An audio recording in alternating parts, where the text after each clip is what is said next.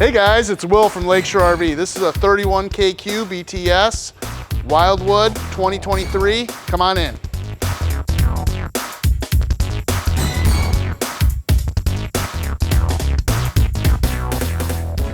Oh, hello folks. Welcome to my 31KQBTS. Thanks for joining me today in this. Let's check it out. Here is the Versa Lounge. See previous video for how to put it together. This fireplace has a mirrored finish on the front. Turns on like that. I usually just jam through all the buttons to pick the color. All right, look at all this storage. You got 1, 2, 3, 4, 8 removable totes. Huge wardrobe here. And the biggest feature of this model is the huge bunk room. That is the Versa Queen. Turns out into a queen bed.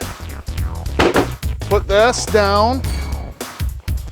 You got your bunkhouse back here, ready to go. Check out the storage underneath this bed. Man, you could fit everything you need to go camping underneath this bed.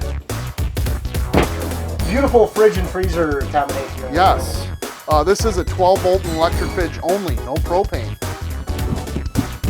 After spending a good day reading your books, you could definitely store them in this convenient storage bin. Look at all the bins!